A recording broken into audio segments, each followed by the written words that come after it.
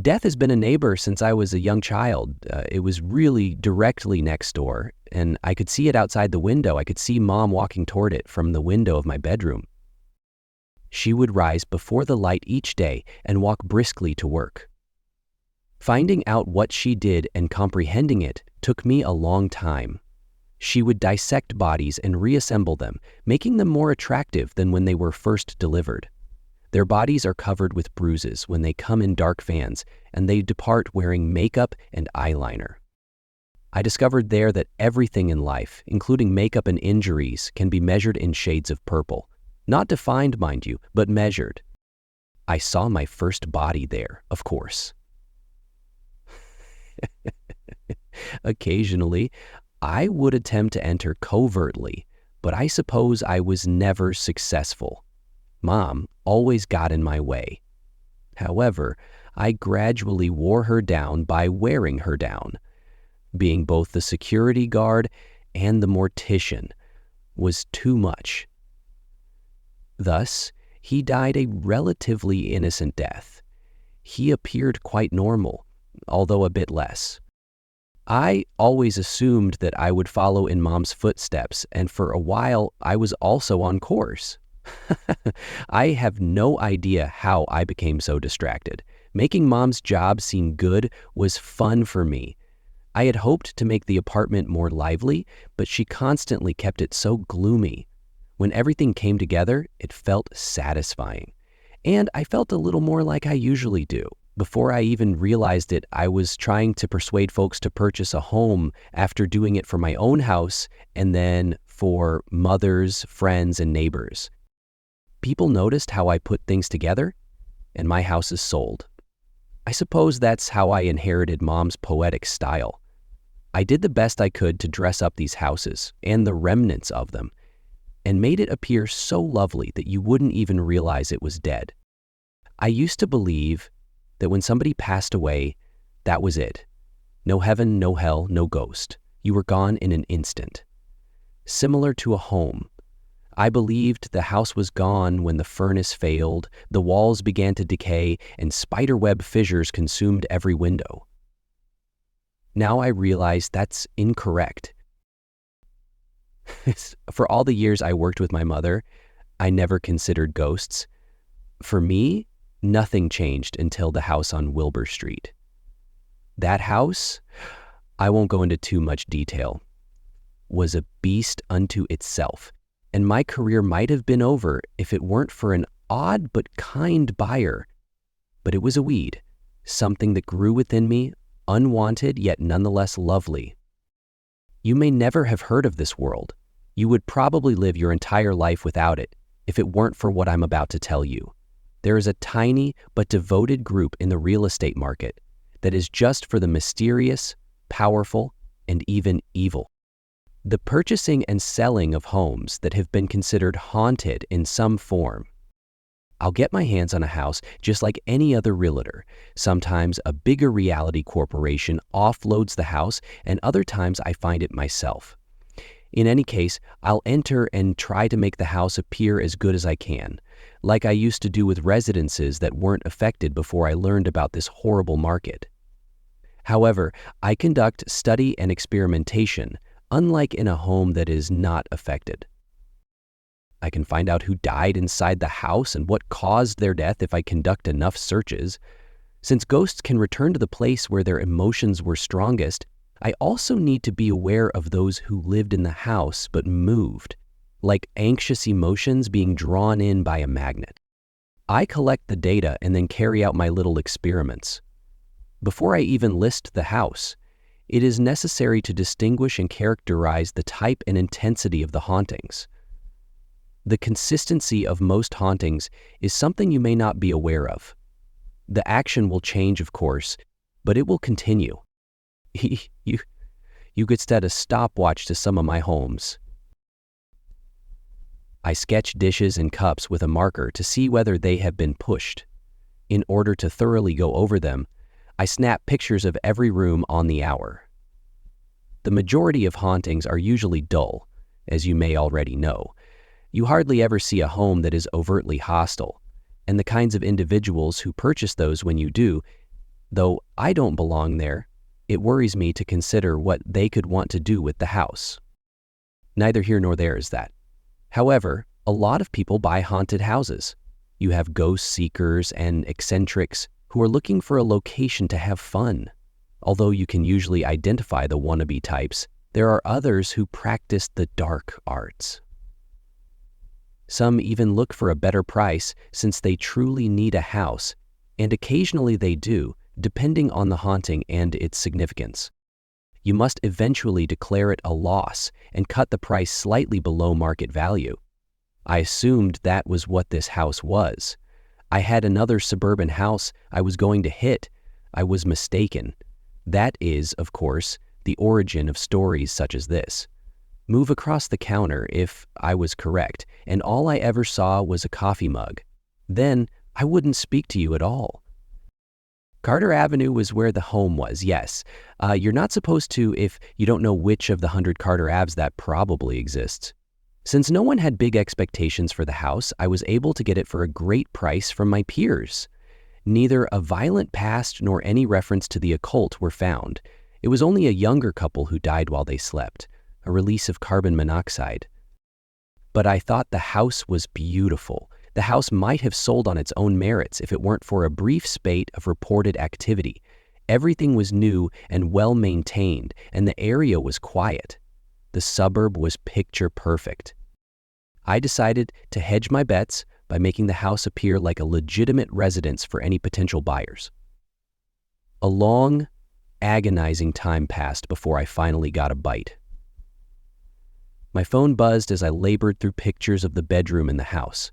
It was a buyer too, looking to purchase their first home together as a young couple.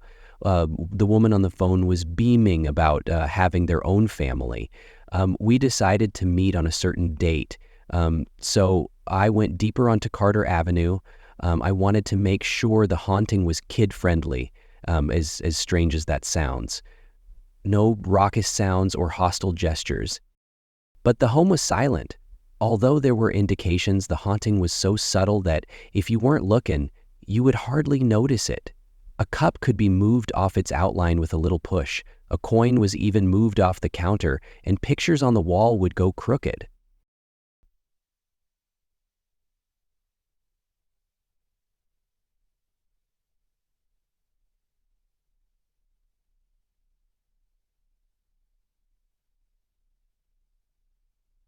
In that sense, perhaps I ought to have been more shrewd. However, I am aware that when I give myself grace, I could not have known it was anything more than the norm.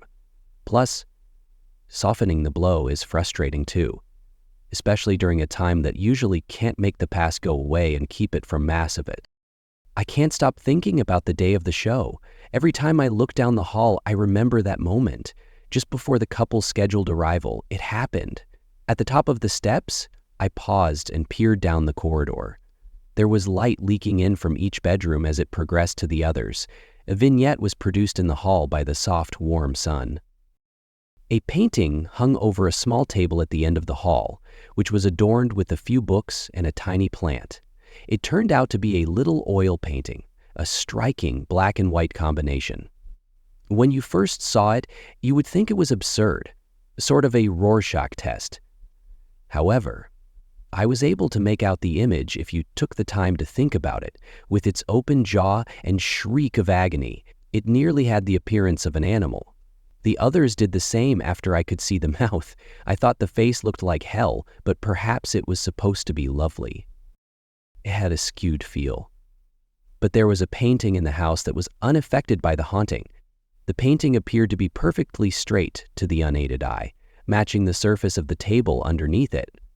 However, it felt skewed, as if trying to view it from a different perspective. I could feel the picture weighing down one side of my head and straining my neck. The hall itself seemed to be elongating, drawing the painting's features farther and farther away from me. As the passageway turned into static, the once warm vignette ignited from the rooms. The fact that I almost jumped out of my skin when I heard the front door close shouldn't come as a surprise. As though to protect me from an impending assault, My arms shot to my chest. I could feel my heart pounding inside of me, even if my hands weren't touching my skin. I collected my wits after taking a few deep breaths. I hurried down the steps and saw the couple, Wellings, Sandra and Owen. I was surprised by the door, but I had told them that since the house wasn't officially scheduled for tours, they could enter when they arrived. I quickly began the customary small talk as I bounded down the stairs. They appeared to be as normal as possible. Her golden hair was just a hair's breadth from her shoulders. The man appeared so worn out that he appeared to have come home directly from work. He swept his brown hair hastily to the side. He was seeming apologetic, letting the woman speak more than he did, and I couldn't help but notice it. I must admit that this irritated me. Even though every couple's dynamics are unique, I thought it was strange that he showed such little interest in where he may raise a family. However, it occurs and swings both ways. Even if it might just be a pet irritation, it did tell me to focus more on the woman. So I walked around the lowest floor, her right behind me. It was nearly like the old days, showcasing ordinary houses. There was so little action in the house that I hardly ever stopped to discuss it. I told them in the kitchen that plates and cups should be kept a respectful distance from the edge. I told them that occasionally they could hear a knock on the floor above in the dining room. No one else in the house can hear this knocking sound. This, despite being innocuous, is arguably the most odd haunt in the house. She occasionally asked questions, but she didn't start getting more in depth until we started going up the stairs. She inquired about the former residents of the first bedroom. I only knew their names, but I informed her it was a young couple. Occasionally, we come across pictures that the former residents left behind. However, the impacted families will typically take pictures before I even get a chance to see the house, especially when it comes to younger people. I don't delve too further into the lives of the people who are allegedly haunting the grounds, which may seem strange. Earlier, I did. I would get to know their faces and backgrounds, but I discovered that this would lead to confirmation bias. When I smelled something connected to the prior death, I would think it was paranormal when it was only a clogged drain, or I would see faces when none might have been. After a brief pause, the woman put her hand on the doorframe. All I could see was her back. Her slender figure was bathed in a glow from the sun shining through the window. "It's cold." Her comments were hardly audible to me. They appeared aloof, as if they were scared to leave the room. However, she was correct. It was distinctly cold. Temperature changes were kept an eye on in the residence, but nothing too drastic. My arm's skin pierced. I believed I was shivering because of the cold, but after absorbing the fresh chill, I saw my pocket was buzzing. I chose to ignore it, even though I knew the man had barely disappeared from view. He was standing in the hallway, gazing up at the same painting that had captured my attention.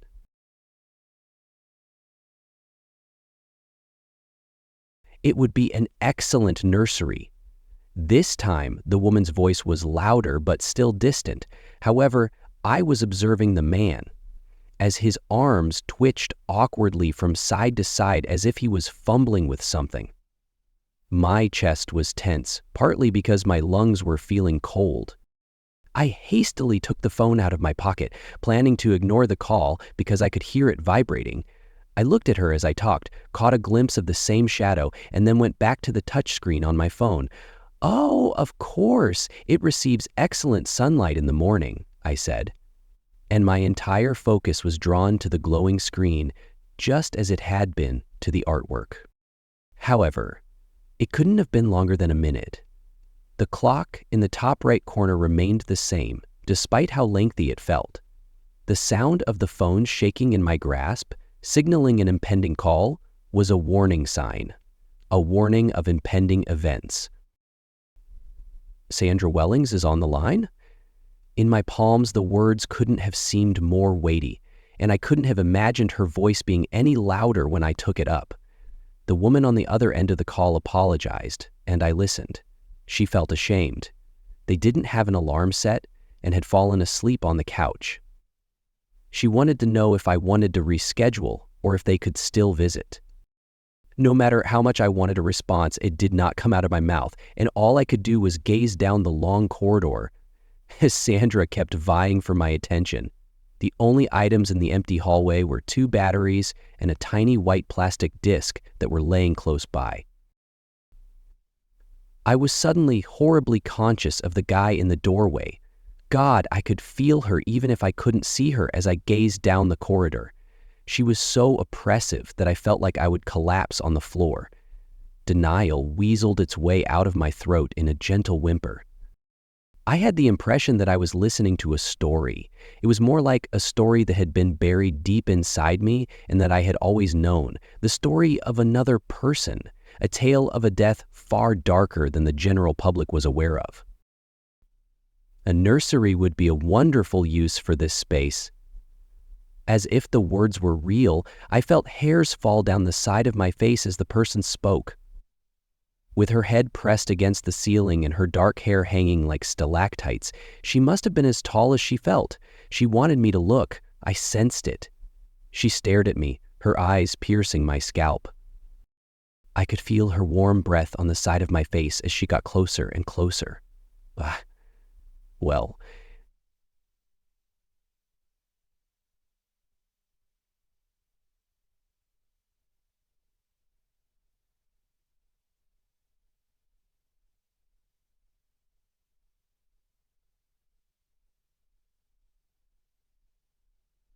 yes, hauntings can get this awful. Although I haven't had many experiences, this wasn't the first. Even so, my heart continued to pound. As soon as the retching started, I decided to concentrate on the hallway. A wailing, guttural scrap lurched through the women.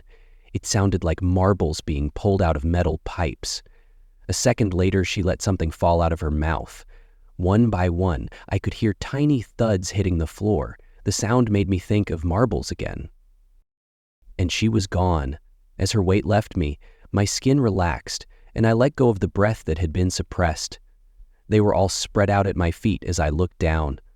After hitting the floor, they must have rolled about a lot, or drawings of people using AA batteries. A story of heartbreak based on a baby's chiding. The woman's whine was much louder than this one. There is a lot of sunlight in the space. It had sat on the crib inside with such a beautiful brightness. From inside it, I could hear the baby's cries. I could have heard it from anywhere in the house, I'm sure. I couldn't get away from it. It was ethereal. As I stepped into the room, it bounced about and reverberated through the hallways. The batteries at my feet clattered against each other as they rolled and slid away. An electric billiards game. Every step I went nearer the baby made the sound of its cries less distinct. The shouts were being drawn through the curtain more and more. The crib's white wooden slates stopped being a barrier, and I was able to see over the edge. The bile was already churning, so I had no intention of going any more. The wet and sticky mess inside the cot was kept at bay by the sides. Fresh red paint was applied on all that white, a red that shone in the sunlight. My legs failed me and I fell to the ground. Upon impact, hardwood vibrated. My throat scratched and choked. Breathing occurred in awkward bursts. I was breathing, but I was never able to catch my breath. Nails pulling, a searing rose on my chest. I could see black, lengthy lines running down my flesh when I looked down at my shirt, similar to old scratches. I apologize. A murmur, cowardly and thoughtful. He was lying on the floor, looking up. The boyfriend. The individual. His body writhed on the floor as he clawed at his chest. His ocular veins moved like tendrils toward the pupil. He looked high above my head, his eyes rolling skyward. This man is a mess. He was observing her. Now I'm terrified of her. Once more she was towering over me. I could feel all of her unrestrained terror wrapped around me, all of her pain and hate sitting like a ball in my neck. Tears were streaming down my cheek, hot and stinging. You wake up in the middle of the night, feeling your body is weak, and all that horror. She might have witnessed him removing them, or she must have known. He most likely informed her that he was swapping them out. I had to gaze into her eyes to comprehend the depth of her misery. Knowing that you have life inside of you, you would die. I really believed her face would be hideous, red and pulsing, a tangled jumble of flesh and bones. She was terrible, truly. However, there were only tears instead of blood. The streams defied gravity, slipping over her nose's contours and twisting around her face. A Rorschach spirit, her very own. Our lives will be painted by pain. It has the power to influence our perceptions. It can alter a space's atmosphere. Your cherished memories may be haunted by it, and that anguish remains no matter how many times you attempt to cover it up. In that day, I could see it on my face. A few of her tears gave way and began to fall into my eyes. I was closer to her than I was to myself. That is, and I guess always will be, the true ghost. Pain. We looked at one other, and even though I could relate to her, the terror persisted. I had the feeling that she would change if I moved. I would witness something worse if I ended the conversation, as it were.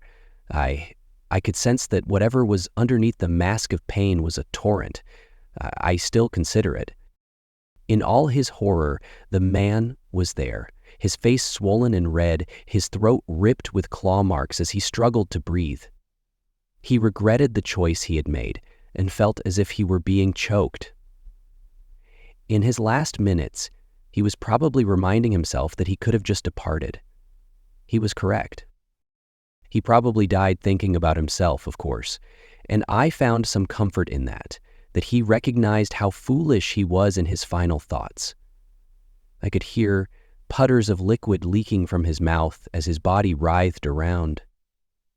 I watched her face even as he slapped the floor with what little strength he had left, pleading for forgiveness.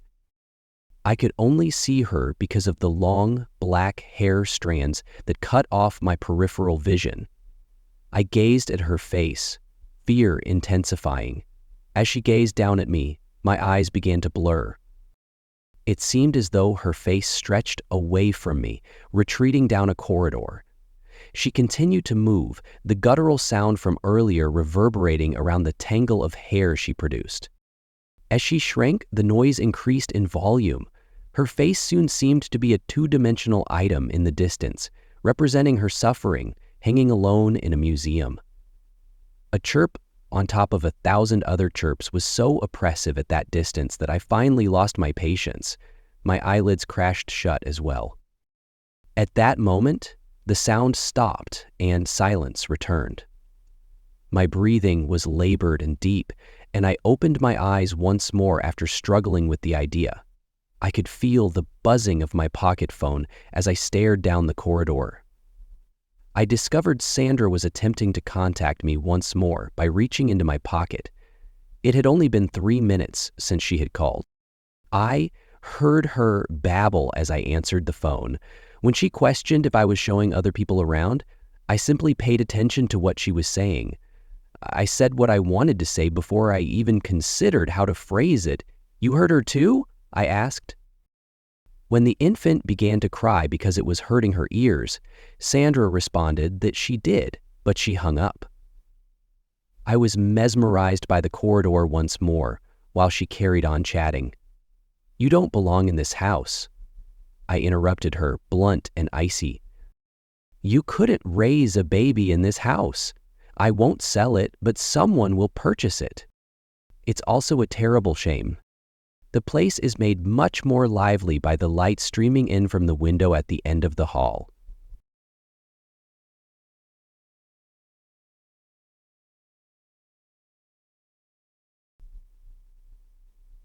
It was my turn to share a story, but I was running late, It was worse because of that.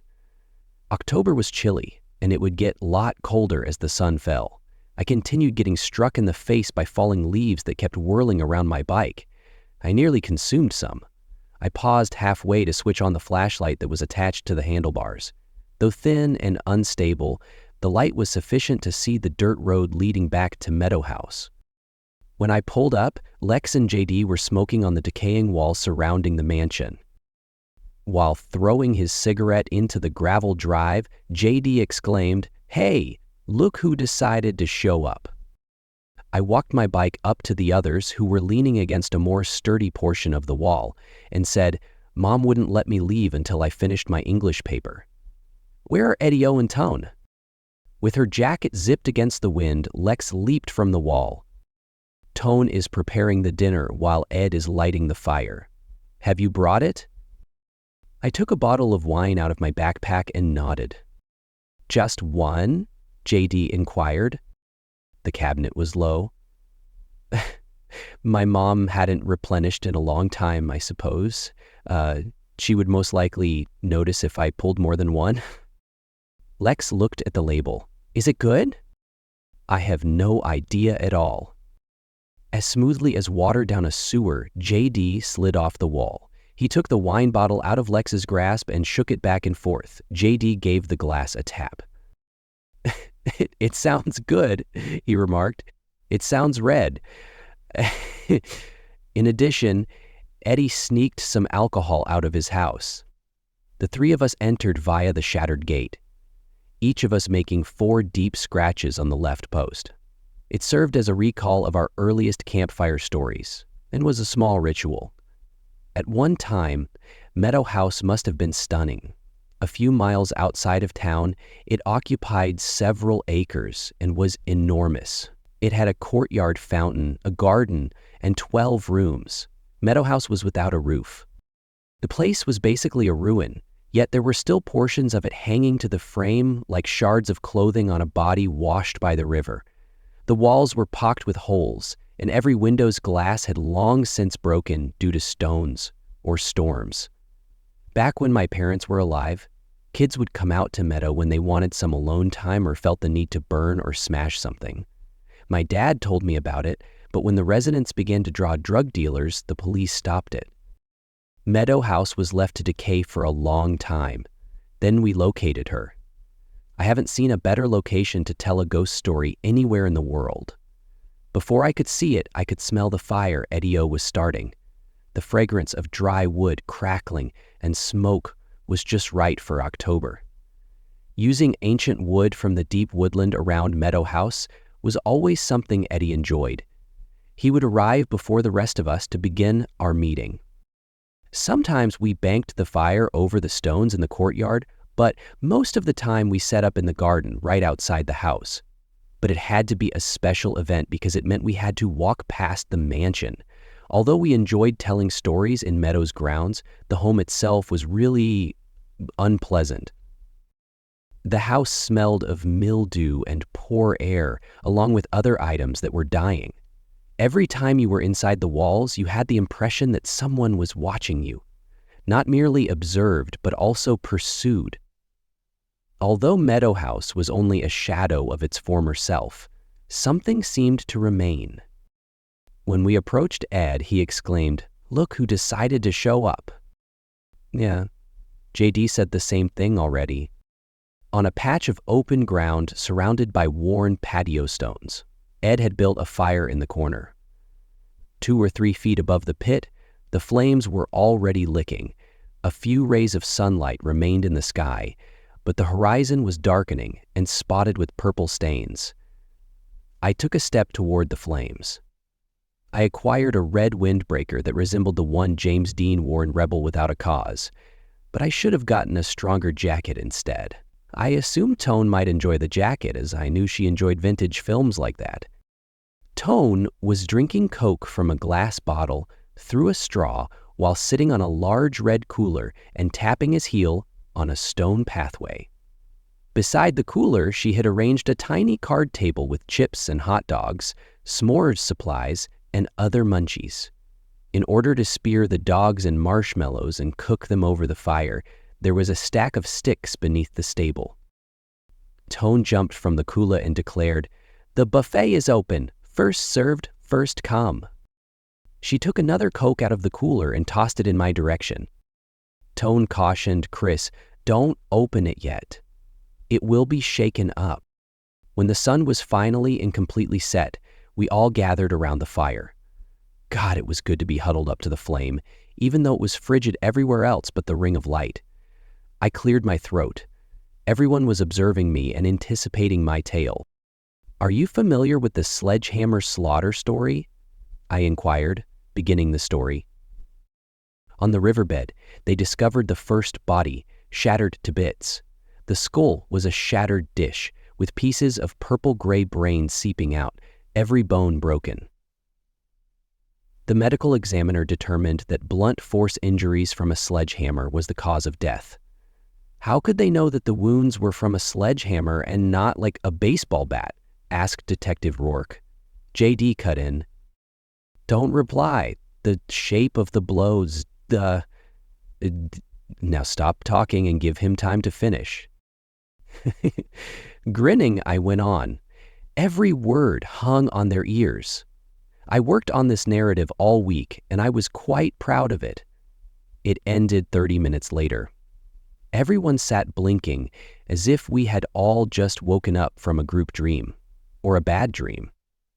We all packed things and cleaned up before parting ways. I nearly got the guts to ask Tone if I might accompany her home on foot. I promised myself next week. At least she said nice things about my jacket. When I got home, I fell asleep right away. My street was lined with ambulances and cops when I woke up. During the night, my neighbors were killed. I was trembling as I stood at the living room window and looked out. Although I was unaware of the specifics at the time, the way the police officers darted about, their looks, and the sound of someone shouting, out of sight, all made me feel uneasy. I was aware that a horrible thing had occurred and might still be occurring. The kind of terrible that, if I wasn't careful, may eventually reach out and grab me. I didn't get any sleep the rest of the night and learned about my neighbor's ordeal at school on Monday. As in my account, the whole family of 4 was smashed to pieces and beaten to death. We discussed skipping the next Friday's campfire stories, but doing so would mean abandoning our weekly October storytelling ritual. We finally made the decision to continue that tradition, which had been in place for about 3 years. Eddie's turn came a week after the killings. He inquired, "Have you heard the ravenous ticks story?" In addition to being horrifying, Eddie's story was also disgusting. House cat-sized ticks that moved horribly quickly. The victims were moving about with the objects dangling from them like balloons of swelled blood. In fact, Lex puked and clambered down the log she was perched on to go throw up in the garden. Though filthy, the story was fantastic. After we were finished, I inhaled deeply, approached Tone, and asked if I may accompany her home. She told me she had to cycle home in order to return before curfew, but she still thanked me. I was unable to keep up because I had to walk to Meadow House that evening. I smiled and answered, "No worries," hoping that the ground would spread out and engulf me. "I apologize. If I'm as late as I was last week, Mom will kill me, but tomorrow morning, would you like to meet me in Stevens Park, only to spend time together?" Tone inquired. Indeed. I'll see you then." The entire ride home, I essentially floated. When I saw Tone at the park the following day, my positive attitude came to an end. I sat down with her on a bench by the park entrance, and she inquired, "Have you heard about Father Gunsel over at First Methodist?" "Oh, my family isn't particularly religious." Tone best to used strawberry shampoo that morning since she leaned near enough for me to smell it. She muttered, "Last night, they discovered the priest dead in his home, drained of all his blood." "Does anything come to mind?" Tone inquired. Tick, tick, tick. Even though the sky was sunny, I felt cold. The tale of Eddie? It's strange, isn't it? After your story last week, that poor family. A man bled dry now? You don't believe I was involved in it, do you? She gave me a shoulder flick. Obviously not. No. However, Chris, it's too much to be a coincidence. The cold grew as I looked around the park. Autumn was in full force as the trees surrounding us were blanketed in crimson and orange foliage. They brought back memories of our Friday campfire gatherings. You don't believe Eddie, JD, or Lex, I started. Tone shook her head and nibbled her flawless lower lip. I don't believe so. I'm not sure, she paused. Want to hear my hypothesis? Yes, I do. It's the residents. Something is not right there. While we are there, I usually get the impression that someone is keeping an eye on us. I know this sounds crazy, that Meadow House has a presence that has been thriving for years off of our visits. It's growing stronger, but slowly. I considered the question for a while before responding.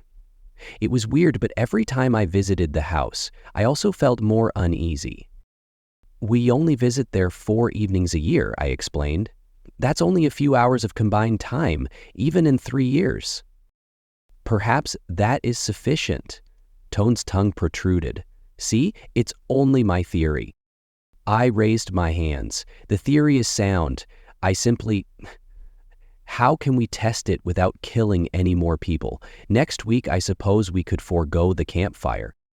No, it might be too late to halt it. If I'm correct and something is developing at Meadow House, we ought to monitor it. Our next campfire ought to be inside the house, in my opinion. So we can see if there's anything strange? With a slight lick of fear in my throat, I asked. Tone gave a nod.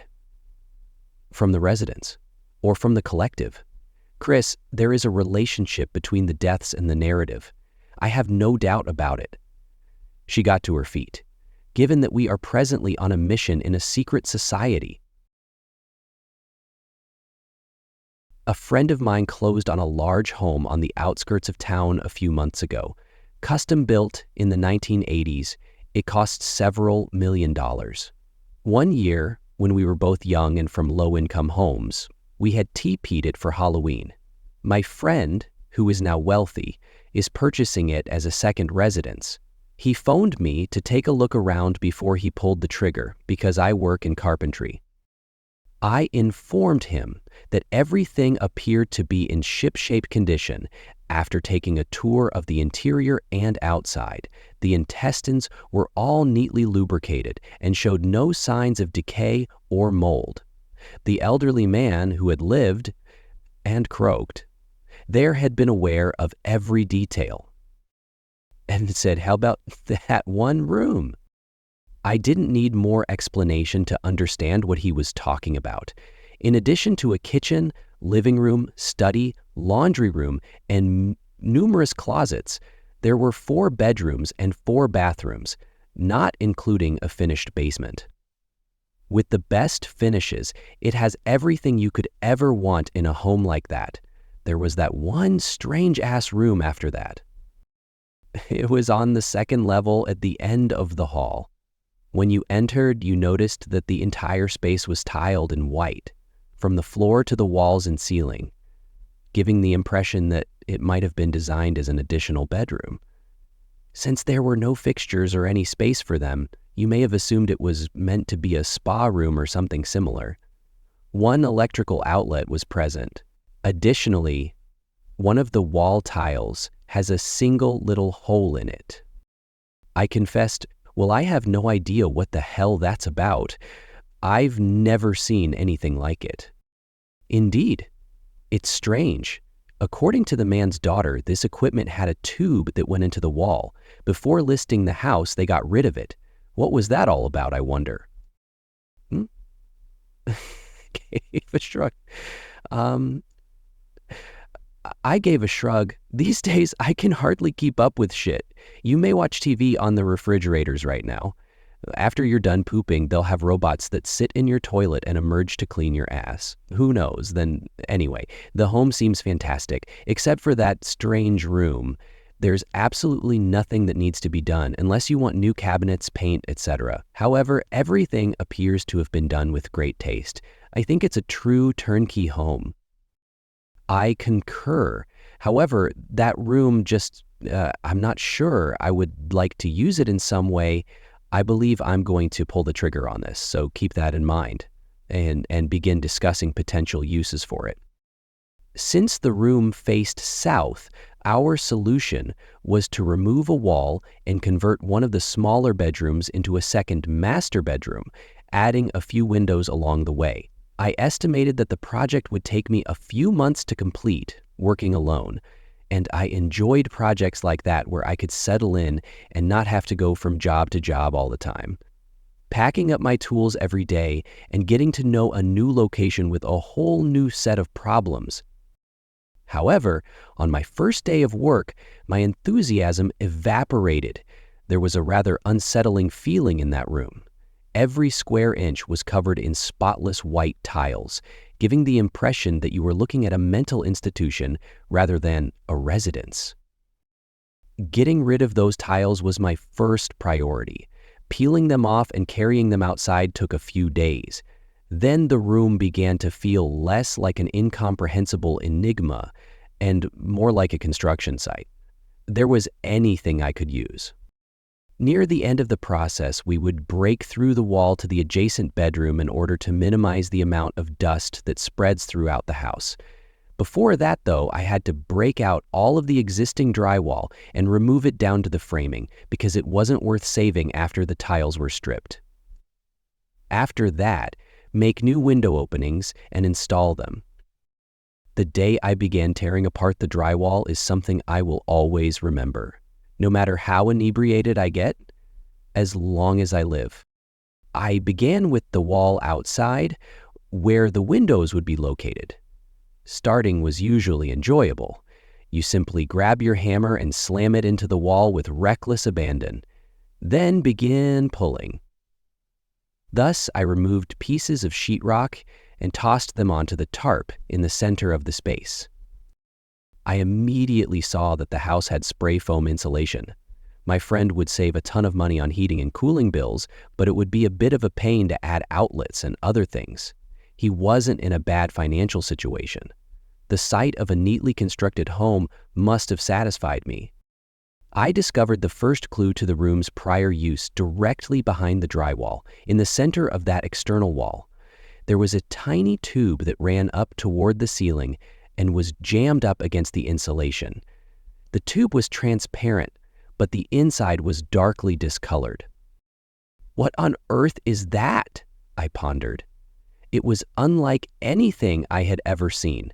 It appeared as though someone might have been passing motor oil through it or something similar. I had no idea. I reasoned that continuing to pull the room apart would be the best way to find answers. I quickly located a second tube. A few droplets of clear liquid were beaded up down the length of this one, but it lacked the brown hue. I had no idea how to describe it other than instinct, but I wanted to know what it was because I knew without a doubt that I was about to discover something horrible. I tore another section of the wall off. 22 human toes with long, nasty yellow toenails were visible, less than a foot from my face. They were sort of peeking out from under the insulation. I probably said something along the lines of, "Jesus fucking Christ," as I backed up. Christ fucking Jesus. I had my phone in my hand without even noticing I had reached for it. Make a police call. Then I paused. I hesitated for some unimaginably foolish reason. It was just morbid curiosity, I suppose. I might never discover what was truly behind that wall if I didn't take it down myself. Of course, it was a human body. Whose, though? What tubes were those? If I gave it to the police, I would be locked out while they worked. The remainder of the wall would be removed. Perhaps it would be months, years or even years before they revealed what was back there to the public. I have to be aware. I had to know, for whatever goddamn reason or lack thereof. Trying to remove as large a chunk of drywall as possible, I carefully wiggled another section loose. About half of a 4x4 sheet was unfastened. I may have learned a lot less now, but I did know a lot more. I threw up after removing my respirator. She was the one. That much I could figure out. She had no clothes on. Now, I could see where the tubes led. Her stomach was smeared, and her private area was the site of the other one. Christ fucking Jesus. One for crap, one for piss. However, what? I was holding my phone once more. I was shaking so much that I dropped it. The tubes, one of them still had water beads in it. This indicates that she is living or was just. I ripped the rest of the wall away in a panic, forgetting the phone. I was so enraged that it broke apart in a jumble of dust and tiny pieces. I eventually got to her head. Another tube that led to the roof was lodged in her mouth. As though in a slow and frantic endeavor to get out of this world, her flesh was drooping off her face, just as it was drooping everywhere else. Her eyes were milky white and wide open. She's dead, I assumed. She then blinked. Friends, I contacted the police at that point, and they took control. Join the group of people who are wondering why that woman was in the wall and who the fuck she was. For whatever good it will do, I'll tell you what else I know, or at least what I believe. Let's start with the details. That poor woman, in my opinion, was detained behind that wall for a very long period. It's likely that the tubes used to remove her waste ran down and connected to the main sewer network. The gutter system was connected to the tube that led outside. I discovered this by looking about the property while the cops were inside. When it rained, she drank. My best assumption is that she was fed using the equipment that had been taken out by the daughter of the previous owner. Food must have been ground and then thrown through the tube that connected the room to the wall, or something similar. The daughter probably had no idea what the devil she had taken from the house, but I haven't talked to her and I don't plan to. And if I'm correct, unless an ant happened to crawl down her throat, that indicates the woman in the wall had not eaten in months. Regarding the man who possessed the house prior to my buddy purchasing it, he was merely a man. A wealthy man. A man who owned multiple enterprises in the town and was constantly involved in the Chamber of Commerce, this and that event, and so forth. A very respectable citizen on the outside. Internally, though, a damn devil. Assuming that the woman in the wall was inserted by him, I'm not even familiar with that aspect of it. He would have needed to hook up all of that equipment himself if he had. If not the tile, he would have needed to at least install the drywall. And with addition, the woman was partially covered with spray foam insulation, which is not typically a do-it-yourself undertaking. However, even if you're wealthy, I suppose you have to endure a few days of manual labor if you're going to be evil and insane enough to do something like that in the first place. In any case, he had to be aware of it because it was his property and someone had to continue feeding that woman, if I'm correct about the machine. I'm not sure. I've been drinking and my thoughts are beginning to wander in all directions. Beginning to? I haven't stopped, hell. I suppose I must have slept at some time since I discovered the woman a week ago. I simply can't recall it. You also have it now. I suppose the only thing to say at this point is that you should count yourself fortunate if you are able to wake up every morning without really being confined inside a wall with tubes entering and exiting you. In any case, that's what I tell myself. I appreciate you listening. I love that you spend so much time with me, and I hope that you do all of it to enjoy whatever it is you are doing. I'm not a really big YouTuber. I'm not too small to be ignored, but I'm also not legit enough for most of you to recognize me. I primarily make eerie urban exploration movies, most of which don't include any footage, but while I'm filming, I provide a terrifying history of the area. I recently purchased a purportedly haunted house, therefore I made the decision to document my first day there. I'm definitely moving now. I jump at the slightest sound, even the dripping faucet in the bathroom of my bedroom. I performed the same routine as my regular films, wore a headband that was one size too tight on my head. I've dropped it down a cliff before, and narrated while moving around my house.